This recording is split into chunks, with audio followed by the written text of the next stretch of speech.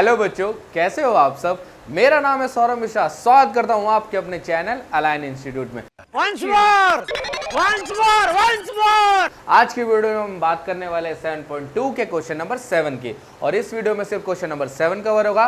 तो बिना किसी देरी के जल्दी से वीडियो को शुरू करते हैं। आइए देखते हैं, मजा आएगा। ये रहा क्वेश्चन नंबर 7। पढ़ लेते हैं क्या कह रहा है कि find the coordinates of a point A where AB is the diameter of the circle whose center is 2, -3 and B is 1, 4। अब इसे समझते हमारी कौन सी भाषा में, सरल भाषा में। Thank you. बेटा देखो क्या कह रहा है कि एक डायमीटर है, तो डायमीटर सबसे पहले एक सर्कल है, तो सर्कल एक ड्रॉ कर दिया, ठीक है। अब सर्कल पे कोई उंगली मत उठाना, सर्कल लग नहीं रहा, बट देख लो। Very dangerous. अब सर्कल में क्या डायमीटर बेटा, ये एक डायमीटर होता है।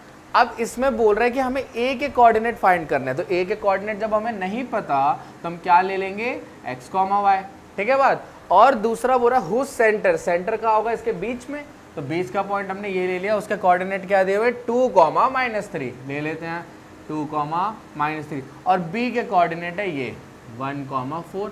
बात समझ आ रही है, बात ठीक है। अब देखो a के कोऑर्डिनेट हमारे क्या हो गए x, y, और b के कोऑर्डिनेट क्या हो गए 1, 4। अब बेटा कौन है जो सेंटर मतलब होता है मिड, सेंटर मतलब होता है मिड, और मिड का मतलब क्या हो गया, मिड पॉइंट फार्मूला, क्योंकि मिड के ऊपर बात हो रही है। तो मिड पॉइंट फार्मूला आपको याद है क्या होता है, x, y is equal to, x के कोऑर्डिनेट के लिए मिड पॉइंट फार्मूला कैसे वर्क करता है, x2 + x1/2। याद आ रहा है ना, सर ने बताया था। और दूसरा होता है y2 + y1/2। बात ठीक है। अब यहाँ पे नेमिंग कर लेते हैं बड़ी जल्दी से। ये हमारा x1, ये है y1, ये है x2, ये है y2, ठीक है। फॉर्मूले में पुट करते हैं सारी वैल्यू। अब देखो ये जो कोऑर्डिनेट है ये आपको गिवन थे, क्योंकि यही कोऑर्डिनेट मिड वाले पॉइंट के लिए होते हैं। मिड को हम मान लो m नाम दे देते हैं, तो m के कोऑर्डिनेट थे हमारे ये, ठीक है। तो ये हमारे m के कोऑर्डिनेट है, तो इसके कोऑर्डिनेट हमें पता है क्या हो जाएंगे, 2, -3। समझ आ रही है बात। मिड वैल्यू हमेशा इधर आती है।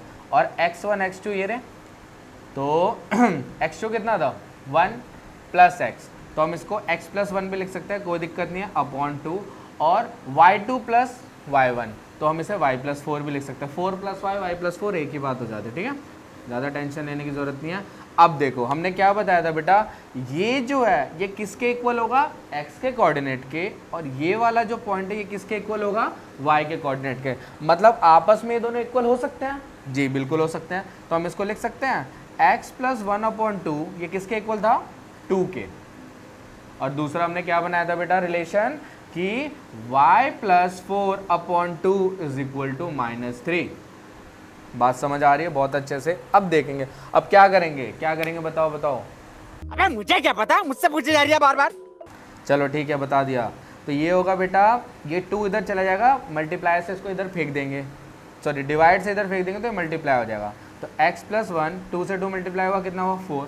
तो x की वैल्यू हो गई 4 - 1, तो x की वैल्यू कितनी हो गई 3। बात ठीक है। अब देखो, अब जल्दी से हम y की वैल्यू फाइंड कर लेते हैं।